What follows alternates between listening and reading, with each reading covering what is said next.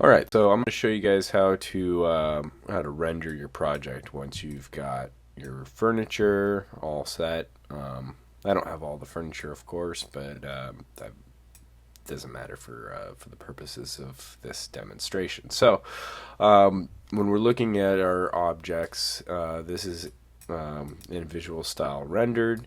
You can see right now it's all in what we call global materials, which means that it's all this gray color.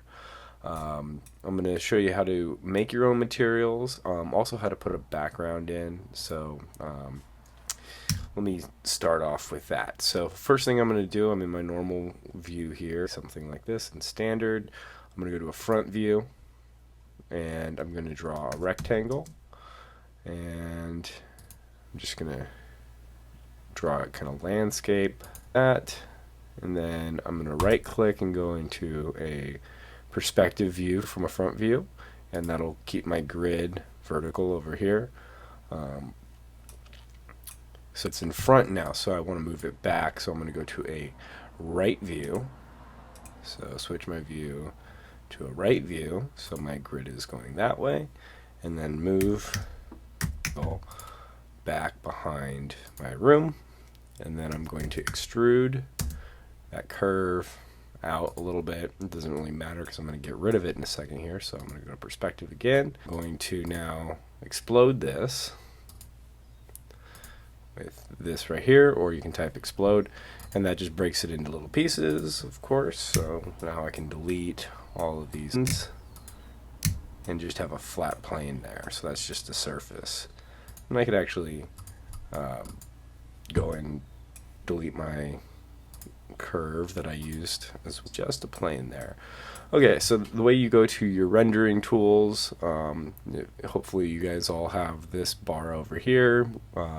If you've got Windows, of course you do. If you've got Mac, you do set your preferences under Rhinoceros preferences to your theme. Make sure it says Rhino for Windows there. And if it doesn't, change it and open the program again. Of course, remember to save before you do.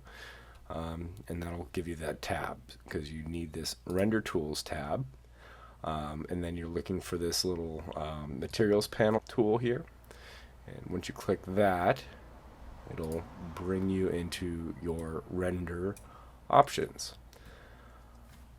And the interface here, library materials on the bottom, you've got your custom materials on the top, and then the materials that are associated with your model over here on the right. So to make a new, well, just putting a regular material in. So I'm going to put glass in for the window. Actually, hold on a second. Sorry. Let me first do lights. So lighting, you've got a couple of different options. Point lights are the easier of the two. If I look at it in wireframe and I switch back over to Rhino, my 3D here, my materials and rendering, so I'm going to switch back over here, and I can now see the object in wireframe, point light, and then it says point light location, and I'll snap it. You can put it inside of your object if you find your center. And this is glass, is going to be glass, so I will see this when I change the material. So now I want to do object properties for this. So right click and go to object properties, or you can type properties like that. And you can see that I've got a point light here, and I've got my intent control, how bright it is. Your shadow intensity, how many shadows it has, that kind of thing. And you can also change the color of it. So if I light, or if I wanted it to be more like a nightclub or something like that, I can put different colored filters on it. So I'll just go right about there. It's a little warm, and close that. So that's point lights, and if I look at it in rendered, you can see because it's inside of an object, it's still showing you some light, but not as much as when we change the material on it. So go back over to our materials panel here, and I'm going to use some glass.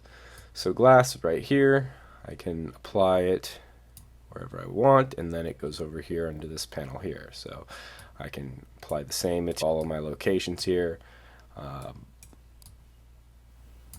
So it's transparent now. I can see into the room that way. If I want to use a different glass, I can do that as well. Take this glass and maybe put it on this ball here. That gives me my light source. It makes it independent so that if I edit this material, it won't edit the rest of the glass. So editing materials, if I click on, say, this glass here, and I wanted to change lower that gloss, I can do that. Transparency, I can make it more opaque. Reflectivity, if you wanted to show objects in the room, similar, more mirrored, if you will. Turn that down a little bit. So that's my glass.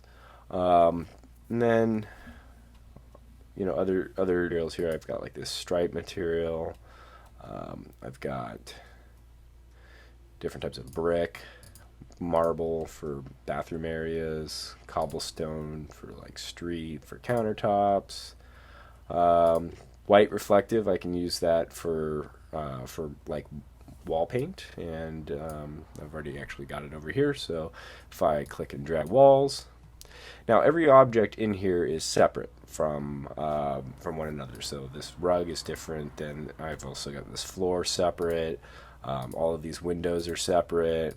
It's a separate piece. As a matter of fact, the feet for the couch are separate. And you want that so you can apply different materials to the object. It's actually even better if you have everything on separate layers too. Just as good practice, if you were going to use an external rendering engine, have some more problems if you don't do that. Looks like I've got this up here. Let me just make sure it's, there we go. Okay, so that's all lined up. All right, so now I'm going to go to, if I go plus here, that creates a new default material here, and I can double click on it, or right click on it and go to edit material here, and it brings up this panel, and I can change the color of it here, reflectivity, all that kind of stuff. I can also bring in under textures, under choose a file, and I can choose, say, let's go to my documents or downloads. Right here, this image, which is of some brick that I just took a picture of with my phone. Now that will be the material. Then I can go over here. What bump does is it makes a vector map of the material and makes it have texture. So I'll select this and open it. And you want to make sure your tiling is the same. It's basically how many per object will this show. So if I do like 20 here, I want to do 20 here, I want to do 20 here, do 20 here, so it all matches up. Okay. And then once I'm done, I can X this and save it. If you've got a PC, it's going to be a little different. You're going to have little windows over here on the right. You'll have to find the materials window over here to edit things. So now I'm going to apply that brick material, this wall here, which is again a separate object. Now again, remember that I did not edit this very well. If I edited this in Photoshop, it would have, I could use the transform tool and different tools to make sure everything lines up perfectly, so this grout pattern lines up, which here, so you can really see the tiles. But if you use like a default material, they usually have it set up pretty well. So if I like go to this brick here, you'll see it's nice and evenly designed there. Okay, so other materials, I'm going to use leather, my black leather here, and I'll use copper for this, and I can use let's see, let me grab some wood from over here. like a Douglas fir, and apply that to the base of my object here. This, try to peek in through here. Douglas fir.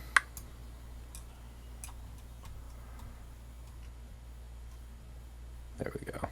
Douglas fir right there. Okay, so I've got black leather couch with some wood feet. Then I'm going to use on this. And again, if I wanted to edit this, you can see my stripe is right here because I just checked on it. Intensity, all that stuff. If I want to change maybe my tiling, the stripe's a little smaller or bigger.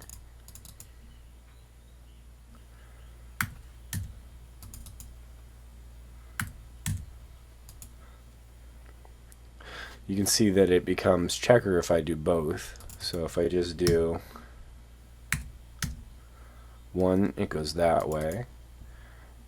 Or if I do 130 this way, it goes the other way.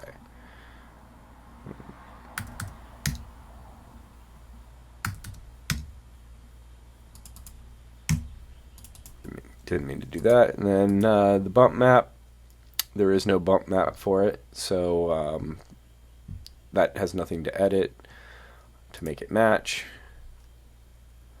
And let's do some floorboards, which I think I've already got over here. Let's see, yeah, floorboards, put it right there.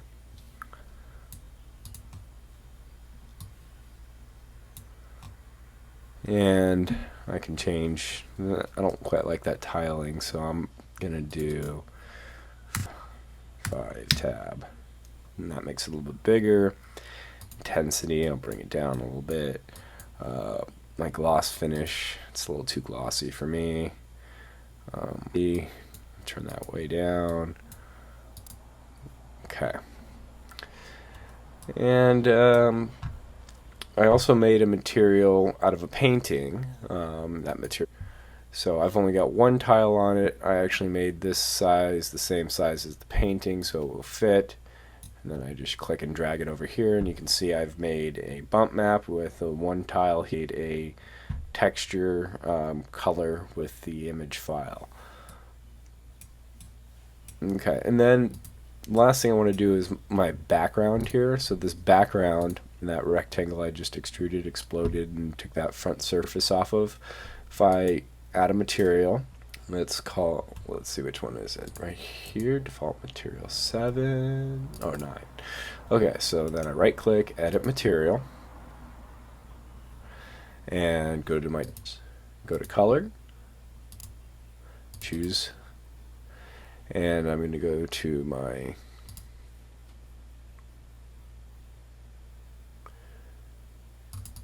large JPEG here, and select a sunset. Okay, open.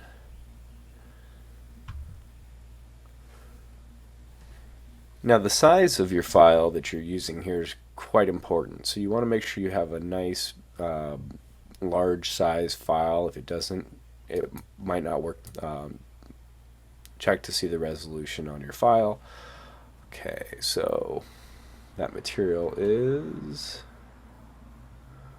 right here. And then if I click material there, you can see it makes it a sunset in the background. And if I zoom into the room, you can kind of see it.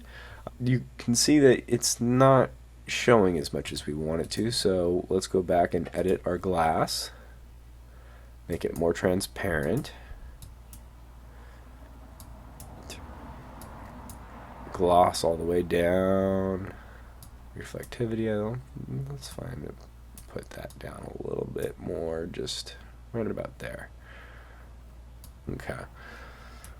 And then what you want to do is you want to get a good vantage of your room. And I'll close these windows here so I can kind of see what the landscape look of it. and you want to make sure you get right into your room. And if you're having problems because your room isn't deep enough, something you can do is you can surface. I guess it won't let me extrude from this. Sorry, from this view. So I'll go into my other view here, and I think version switching back and forth should be down in the bottom corner here. All right. So now I'm going to extrude surface. Select this surface here, this, and then hit enter and bring this back like that. And now I also need to extrude this surface right there and bring that back to this wall here, and do the same with the floor. And I'm just clicking on the snap point, and it should bring it automatically to the snap point. And then I can apply the materials again to make sure that you've got a deep enough room. Alright, let's get back into here, because I made mine deep enough, I think. So, let's go. And I want to see my painting a little bit better. Right, like that. And then I'm going to Boolean union this object to this object. Enter. So it gets rid of that line there.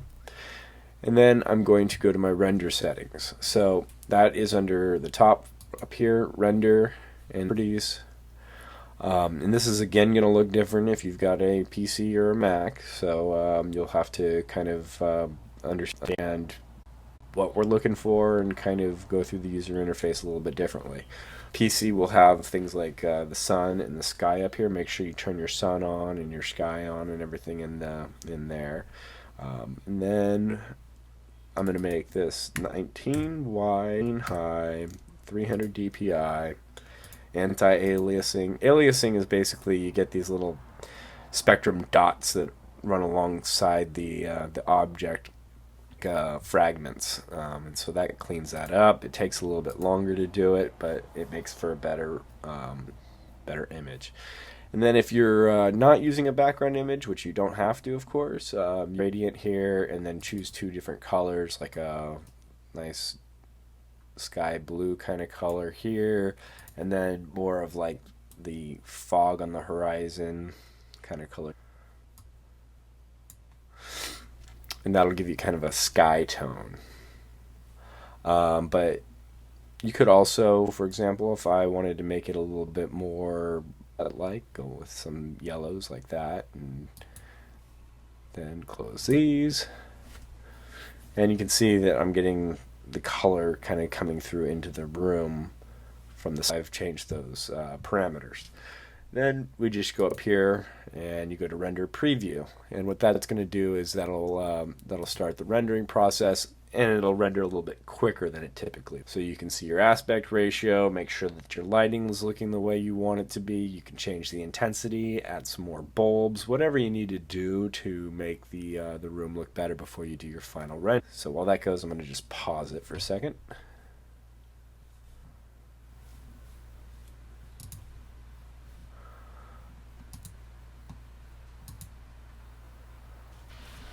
Okay, so we can kind of see what we've got going on here. This is would be similar to lighting and that kind of thing, but the longer rendering would give you more detail.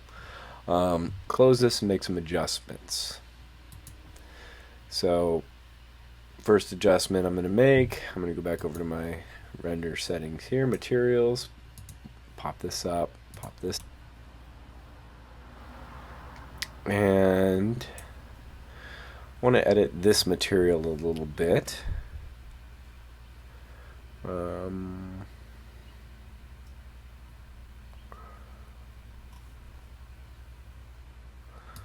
Turn the gloss down all the way on it so it will not be so white. And then let's go to my Douglas fir here.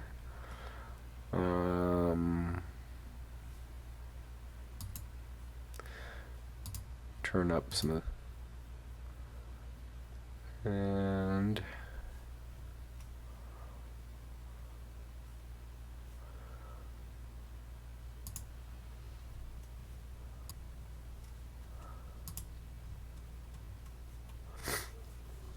then I'm going to go up here to my wireframe here, click on this point light, and go to my object properties. And turn down my shim because I thought that was a little too intense, too hard. And light intensity I thought was good. Close all this.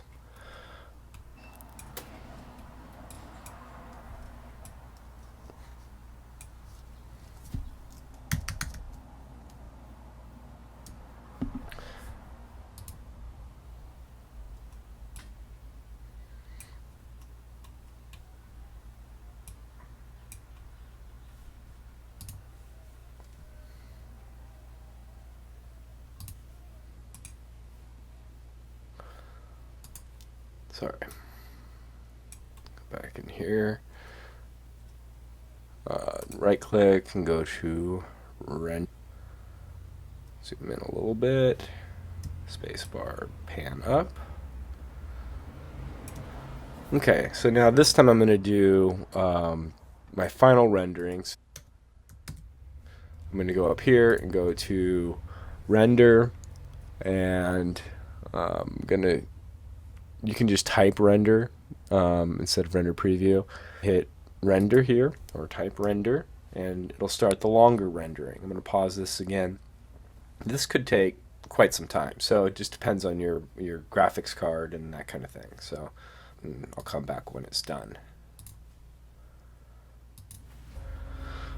Alright, so here's the finished product. As you can see, it looks pretty good. Getting this weird artifact over here, which I don't really like, but you know, just for test purposes.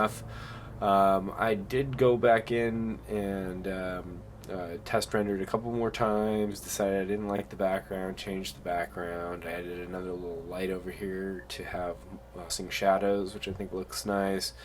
And you know, that's basically it. Of course, I don't like this striped pattern here. It looks like linoleum or something, not a rug. Take a picture of some kind of a rug texture and put that on there. But overall, that's, you know, kind of it. Two other things I want to show you before we go. How to set, which is kind of cool. So if I wanted to automatically have my view set to that same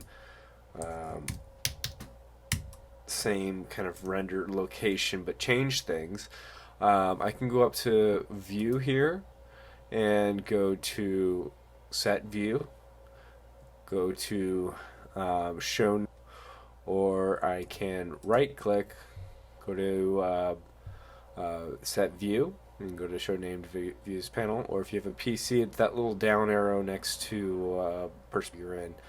So we'll go to those, show named views panel. Looks like this.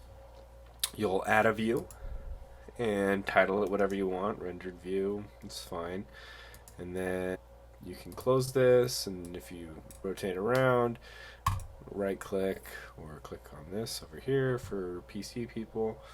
Go to set view, show named views, and if I can go restore, it brings me right back where I was, which is nice for, oh, I got everything set up the way I like it, except for the rendering doesn't look the way I want. Okay, so that's the named views thing, which really, so that's it for this one.